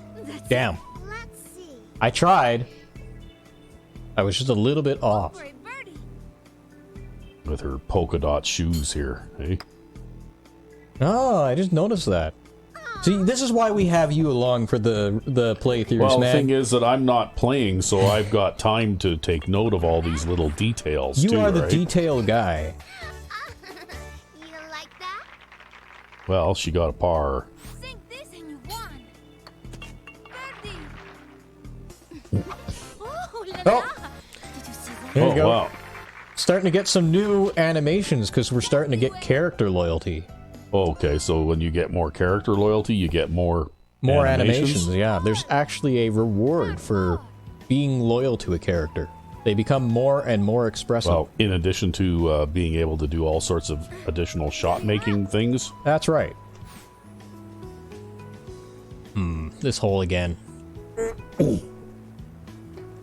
That's a 270-ish yard affair if I on that pin position. So what are the versus mode rules here? Is it like the old games where you play 18 holes and whoever wins the most wins, or is it like a 4-up mercy rule? Or? I think it's a 4-up mercy rule or a 3-up mercy rule. It kind of varies by game, but Yeah, I know. almost every single game except for like Hot Shots Golf 1 and 2 have a mercy rule in them. Because I remember in Hot Shots Golf 1 and 2, basically you would play until it was no longer possible for the That's right. trailing player to come back, right? Yep, you actually had to play the match play that way. And So basically, if you were, 4 up with 3 holes to go, then the match was over, right? Yep. And that's actually how it is in real life. But I Yeah. guess they wanted to tailor these match plays so that you could unlock the character faster or something. I don't know. I mean, why take that shortcut when you're playing the game for the pleasure of playing the game, though, right? Like, I don't know. I don't understand that. It's just something that they did. I guess, I don't know. Because Maybe, personally, I don't have anything against, in one of these versus modes, if I need to, I don't have anything against playing like 15 or 16 holes, right? well, I'll even play rounds of this just for fun, just on Yeah. my own. Yeah. Like, That might be off the back. No, Nope. it's not. Well done. I do feel like I'm more accurate because of the way the power setting works in this game compared to the previous game. yeah, well, the power setting in the advanced shot mode in the previous game, I thought was a little rough. Yep. You know, like it was a lot of, it introduced a lot of guesswork, whereas this here seems like a compromise between the two modes, and it works well, right? Yep. Yes. That's three up mercy rule. Okay.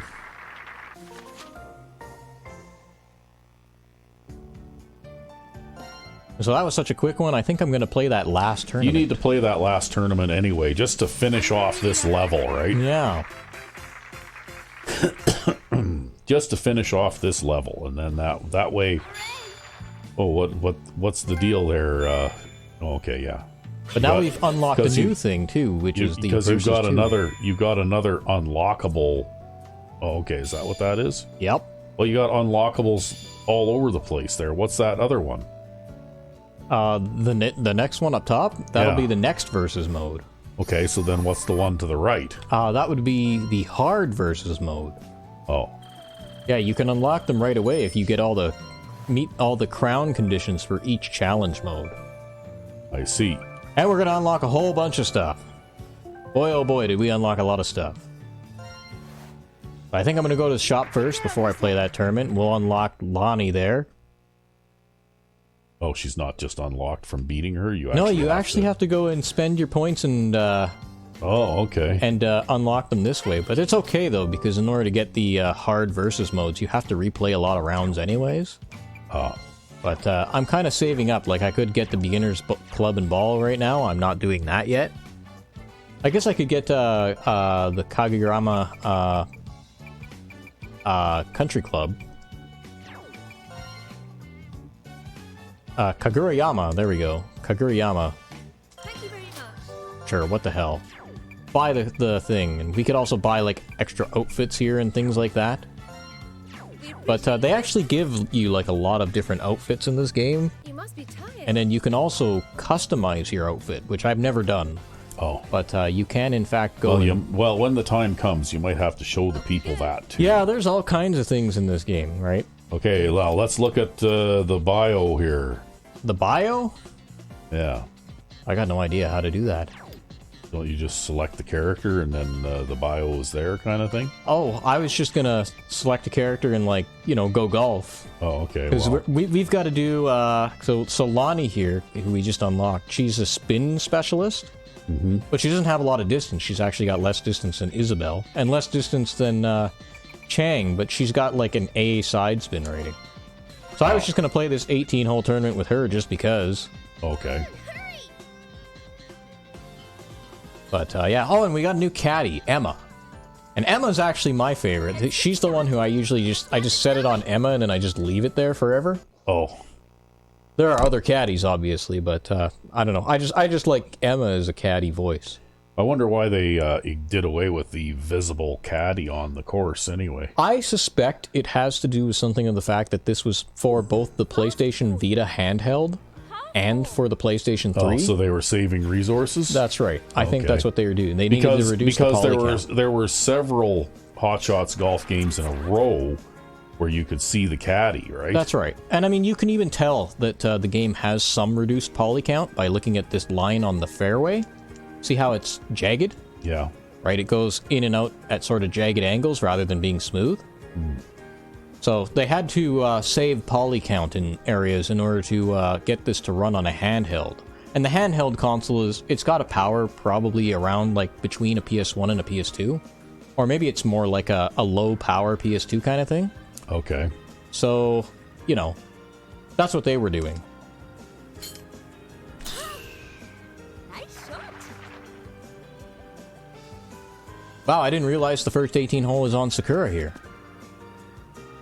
I had no idea. But, you know, whatever. I figured I'd play Lonnie, because I don't know if anybody's going to request Lonnie or not, but we can just show her off while we got her. So, you know.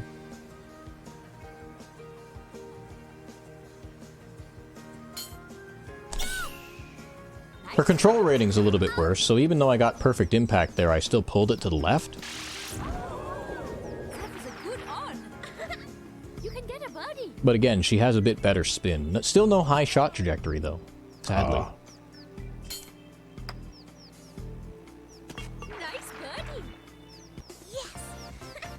But I also find that control matters less in this game than it did in the previous game. Oh. You don't still want to have, like, no control, but, like, you can get away with a lot less control. And again, I think that has a lot to do with the power setting. Okay.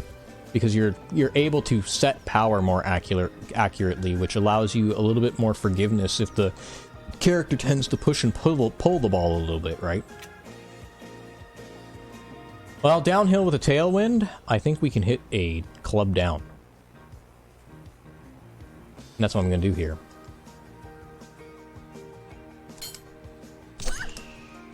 That was amazing.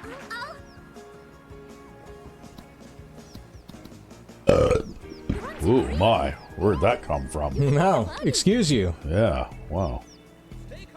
Is it an upslope? Slice. I might have hit that too hard. Oh, In the back. Back edge of the cup. yep.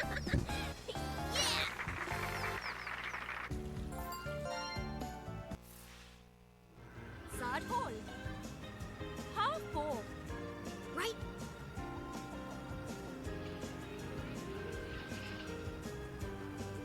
It's like they don't have any crazy length par fours like in the previous game, eh? Oh, they will. They will. Like they had par fours that were 100 yards longer than this. They will. Don't worry. They're coming. They're just not on this course. Ah, Because this is Mount Sakura. And even though they changed the positions of things, some of the trees are taller. There are more trees in different positions. yeah. And the curvature of the fairways has changed slightly on some of the holes too. It's still Mount Sakura, right? Like, if you know Mount Sakura, you know Mount Sakura. Yep. Is that the second course in Hot Shots Golf 2? No, Mount Sakura is the first course in Hot Shots Golf 3. Oh, okay. And then it's also a course in Hot Shots Golf 4. Well, I thought it was in Hot Shots Golf 2 as well. Nope, that's Balata. Yeah, Balata. And then 4 wins. Oh, okay. Birdie chance. Nice bird. But yeah, I think it was in Hot Shots Golf 2 they started to start you with 2 courses. So that Yeah. you could have some variety while you unlock the next course. Yeah. Whereas in Hot Shots Golf 1, they only gave you, like, course 1. Half ball. Can't you remember what course 1 was called in Hot Shots Golf 1 now?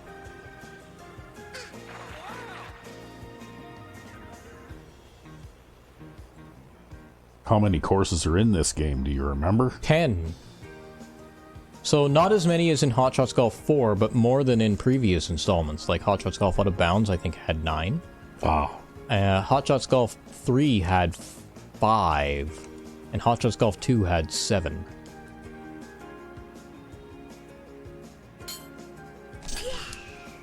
That was amazing. I don't know. Ah, we're fine. Don't worry about it. Hey, there's a dog out there.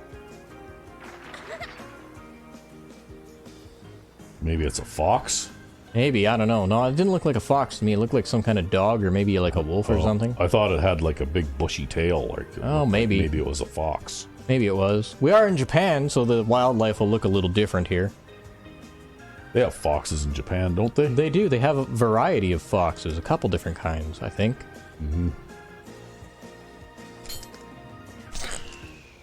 Great shot.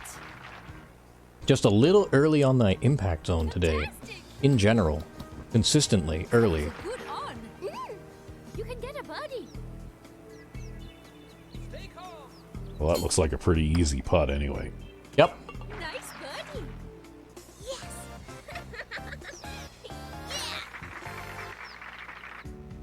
I can't wait till we get the big air clubs, though. Ah, Being able to only hit the ball 230-ish yards is pretty rough, I gotta tell you.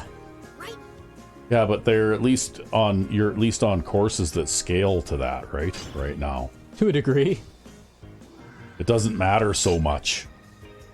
It always matters. You know, Like when I was having to hit my it'll three-wood matter here. later when you're, like playing those 500-yard par fours and stuff like that, right? Well, I'd say it even matters even on a course like this, just because, like, if you look at the 3-wood shot that I had to make previously on this hole, I barely made it. You broke the record. So here I might even try 5-wood. Can I even get the 5-wood between those trees? I don't know. I might be actually too far up now. I'm in a different position than I was. Actually, you're almost in the same position you were before. Well, I was slightly more to the right, so I was Yeah. able to hit it over the rail there where all the cars are going by. But now I'm closer, which means I'm closer to this tree. Which means I have to hit the ball over this tree, which is about as tall as that rail, and I have less room to do it. And I'm not sure if I can do that. I think I'll hit the tree. Pretty sure I'm going to hit the tree.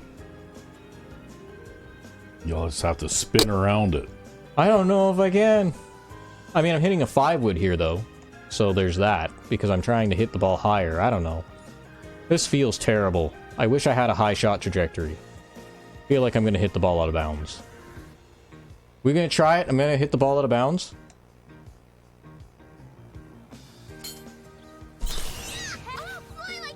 Well, you Yes. clip the tree. Oh, you're going to stay in play, though. Yeah, I tried to spin it around the tree and got more side spin than I budgeted for, and Yeah, actually if you'd hit have- the other tree. If you'd have managed to hit that gap between those two trees, you would have been okay. But Yeah, well, I'm glad I didn't hit the ball out of bounds, because you can end up in a situation where you hit that guardrail and then it rolls down the road, and that's also out of bounds.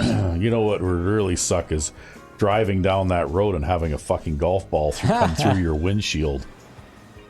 Well, I imagine they probably, when they designed this course, they figured people would be courteous enough not to attempt that shot.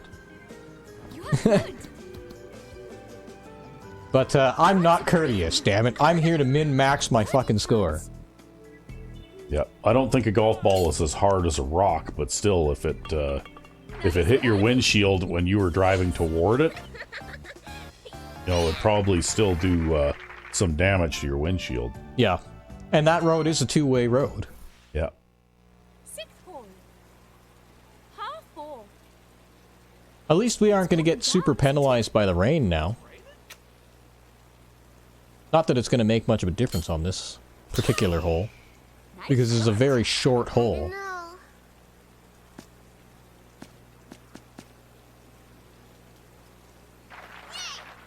Having anxiety over the drive distance there, or whatever. Whatever that was.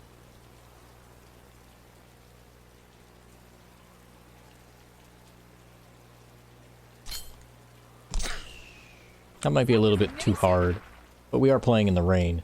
You are good. It was not a little bit too hard. A birdie chance. As it turned out, it worked out just fine. A birdie. Yay. More birdies. I am totally on fire. Well, I'll have to come through this level again and get all the crowns so that I can unlock the hard versus mode. Right. Oh well, that's for another episode. Indeed it will be. I think one club is too much. Maybe. I'll try it. We got the super backspin, so it's gonna make it. Wow. Whoa! That was almost a hole in one. Wow. Turn for a birdie. Wow. Well, I'm also gonna tell you something too. I don't think I would have made the green if I hadn't got super backspin there. Yeah, well, you know what? That was about as close to getting a hole in one as you can get and not actually get one. Well, it's that whole aggressive attack the pin mindset, right? Yeah. See, I don't remember. I think the last time I got a hole in one on any of these games was with Ralph in Hot Shots Golf 1. Oh yeah. Yeah, that's how long ago it's been since I got a hole in one on any of these games. Wow. I think I've done it just through sheer volume of play. I've managed it in every game. Just like I've managed like 1 or 2 albatrosses in every game. But it's not like it's something that I can consistently pull off or anything. It's just something that you're trying to make a shot, and you're trying to make a good shot that sets you up for a score, and you just happen to roll it in the hole. That's kind of how it works. That was amazing. I think that's good. Yeah, well, see, if I remember right, Ralph did not have a lot of shot distance. Yeah, he hit the ball 234, he hit a fade, and he had a moderate amount of spin, slightly on the weak side. Yeah. But he had decent control. And it was one of those par 3s where you could sort of land on the front edge and then roll toward the pin kind of thing, right? Yep. And it just happened to roll towards the pin. It just happened to roll toward the pin and drop in the hole for me. We have 3 yards less distance. Can we actually make this shot? I don't know if we can make this shot. We also have less control. So can we make this shot? I don't know. You have more spin, though. We have more spin. We have spin for days. We have some of the strongest spin you've ever seen. But I think that's pulled to the left. That's going to be to the left of the fairway. Oh, clipped the trees a couple of times.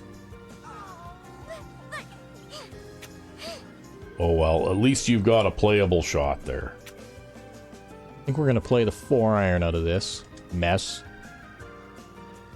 Because this is a mess. Late shots. And hopefully we're to the right of that bunker. So the fairway slopes into that bunker. Uh-oh. Uh-oh. This looks like trouble. Ooh. We're good. We're fine. Don't worry about it. Don't think about it. The bunker doesn't exist. See, do you see a bunker on my screen? I don't see a bunker on my screen. It's fine. It would have been there if you'd landed in it. Bunker doesn't exist. It's a lie. Wow. There are no bunkers on this course. I've never seen one. Birdie chance.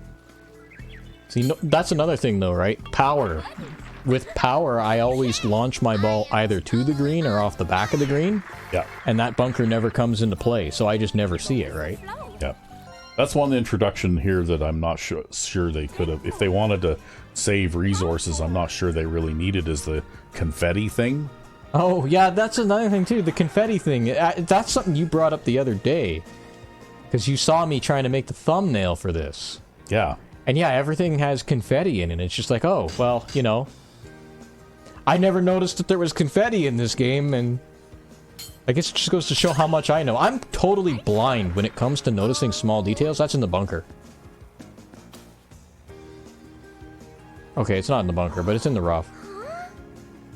But I'm totally blind to small details. And this is probably also why I don't do the character customization thing in most games. I'm just totally blind to details. Yep, you're detail blind. Yeah. Although that's also probably why I'm able to play golf the way I am, too, because some of the shots that I take are insanely risky when you look back at them at video footage, and it's like, holy shit, did I really play the hole that way? Yeah. But I didn't notice it at the time, right? I hit that too hard. No, I didn't.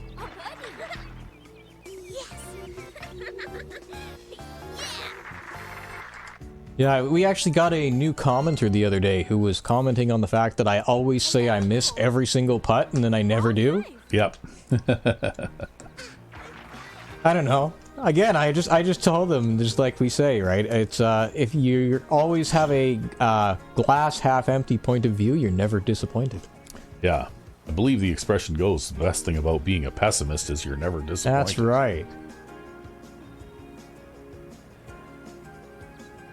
We've only hit 86% of fairways. Apparently. Yeah, well, that's not necessarily because of shot mistakes or anything like that. It's because of your aggressive play, right? Yeah. And you may have, attempted a couple of shots that were beyond your means with this character. Wow, I guess this is your last power shot too, eh? Yep. This would be the last power shot, but I think I can make this par 5. We got to hit that impact zone, and we don't want to go left. It was better to be right here. Better to hit it early here. We want to aim to the right because that's where the wind's blowing, and that's where the slope on our ball is. Better to be in those bunkers than in the water. We shanked it to the right, so we'll be safe. We'll be in the bunker. You're gonna roll. Nope. Look at that. See, wow. It slopes up a little bit toward the edge. You see that? Yep. Yeah. So So is this one of those 3-iron chip things or what? I'm thinking I'm going to try to hit a 9-iron here and pop it up a little. Maybe even a pitching wedge. Pop it up a little.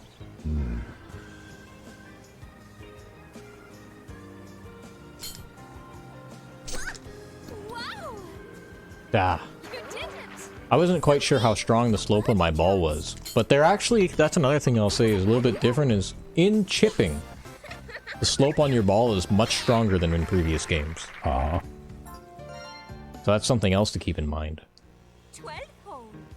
Well, now you've got most of the one half of a course to go with no power shots. I know, and I'd love a power shot on this hole.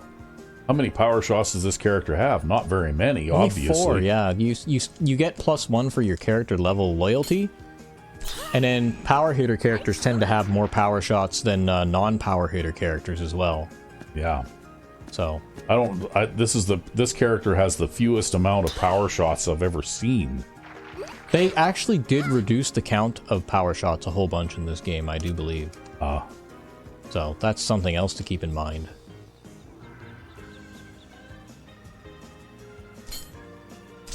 That'll be a little bit hard, I think.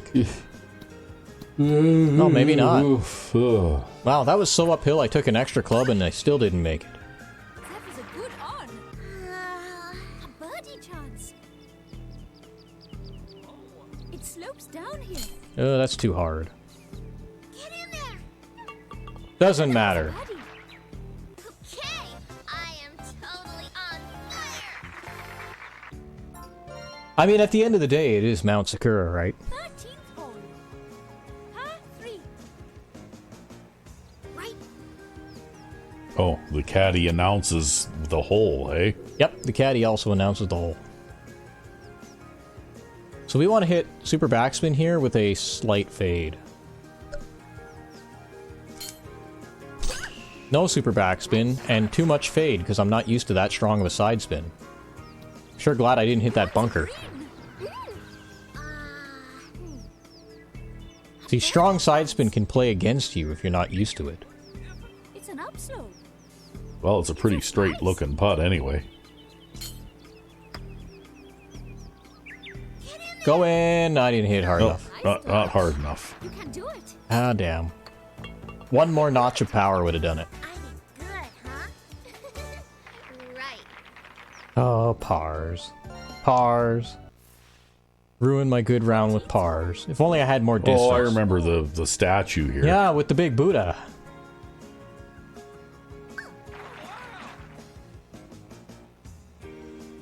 Yeah, the Buddha looks a little different in this game, but it's still the same Buddha. Mm-hmm. I think we'll play this about here. Nice shot. I think that is technically a push to the right. She gets some really wicked side spin, though, because she's got that A side spin rating, right?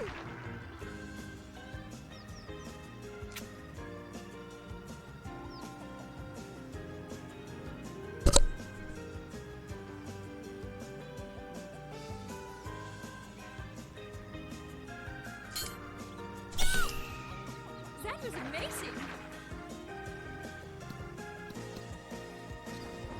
So I'm guessing that 12-yard uphill is not a literally 12 yards uphill. No, it's definitely a literally 12 yards uphill. That's like over 70 feet Yeah. uphill. It's a hook. Well, look at how downhill that is from that little spot down there, that brown Oh, area okay. where I was hitting. It's like we're climbing a fucking mountain.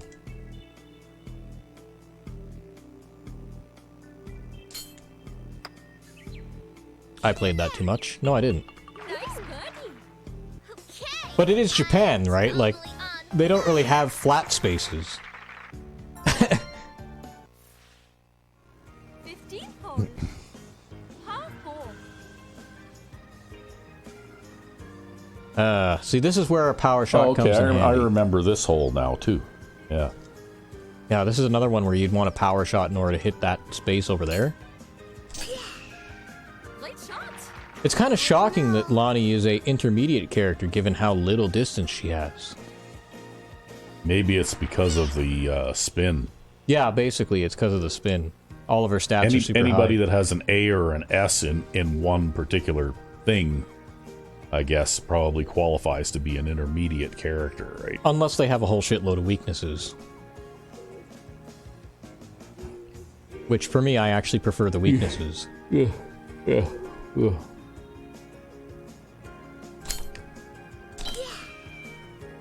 amazing. Okay. You are good. So you just don't put spin on that. Pretty close there. A birdie chance. Yeah, that one's one of those kinds of shots where you just have to know how to hit the ball off that terrain, because they give you this ridiculously uphill lie. And your ball's going to go straight up in the air when you hit it, right? So you don't add spin to that shot. So here's a question. If you use a power shot on a putt, does that count as a power shot expended? Yes. Oh, okay. And in fact, going all the way back to Hot Shots Golf 1, where you could first power putt, yes. Even in that game. I didn't know you could power putt in earlier games. Yep. Although, in fact, there are greens that are big enough in this series that you cannot even power putt all the way across them. Let's see how that works out. And I guess it's bad etiquette to get your wedge out when your ball's sitting on the green, right? I mean, there are some golf games that will let you do that. Tiger Woods PGA Tour 2005, for example, but... Yeah, take a big divot out of the green, right?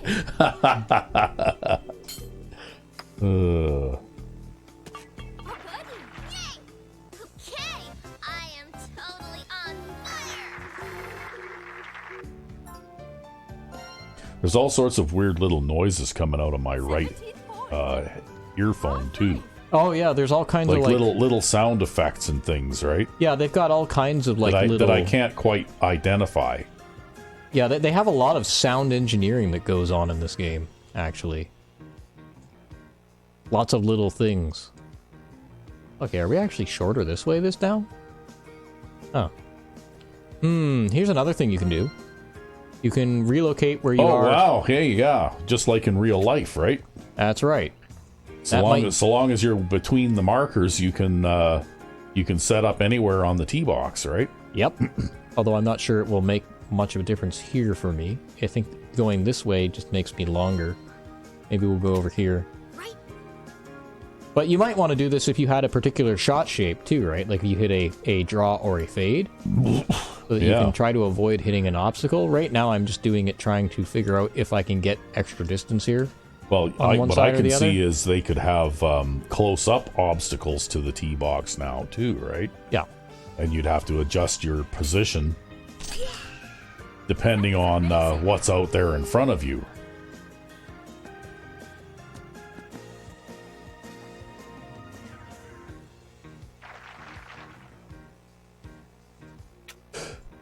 Okay, we can make this green. We can make this green.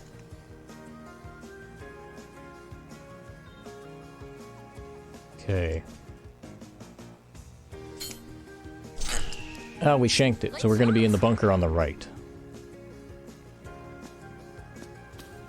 Oh. Basically what I was trying to do was topspin it down the hill and roll it onto the green. Mm-hmm. But I was unsuccessful there. I think Lonnie's pretty good in bunkers, though. So, we do have that going for us.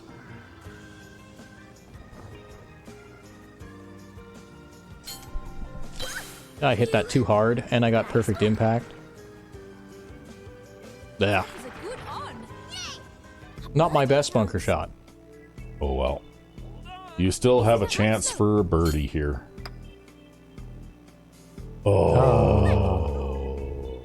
Everything falls apart on 17. Falls apart and you have to settle for a par. Well, it's pretty hard hitting a driver off the deck to get on a green in two. Especially if you'd had a power shot left, I imagine you would have played that differently, too. I might have actually played a 3-wood down that hill. Because I think with how strong the slope is down the hill, I could still have made the green with a 3-wood. See, I don't know if I could play this character with that few number of power shots. Well, thankfully, in multiplayer, you'll get more. And also, again, if you find a character that you like and you're loyal to them and you play them a lot, Yeah. you do get more power shots. Because I'm used to playing with Sackboy where you get, like, what, 14 power shots or Not something? only with Sackboy, but Mel also gets 12. Yeah. So, and it's because Mel is technically considered a power hitter character. Like, that's actually how he's classified. I don't know if you knew that. Nope, didn't know that. Yeah, I think in Hot Shots Golf 4 he's classified as a spin character, but in Hot Shots Golf 2 he's a power hitter. Which means he has less power shots in Hot Shots Golf 4 too.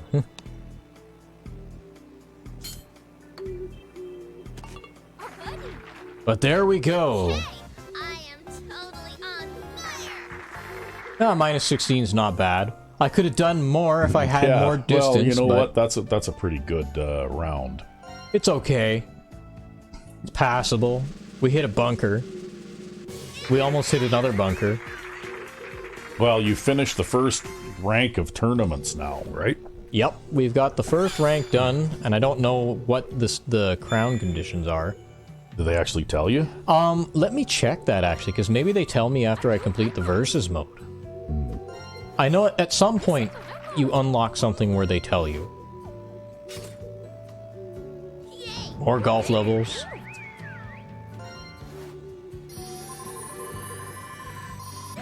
Boom! Wow, that was a lot of loyalty there. Because Yeah. I think that's because that was a 18-hole tournament. Oh, okay. You get more points for 18-hole tournaments? Yeah, you get more points for that.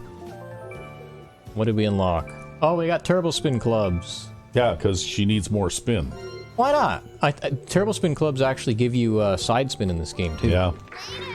But let's see. Does it tell me now that I've beaten the versus mode in all the tournaments? Does it tell me what the conditions are? I'm gonna go and take a look.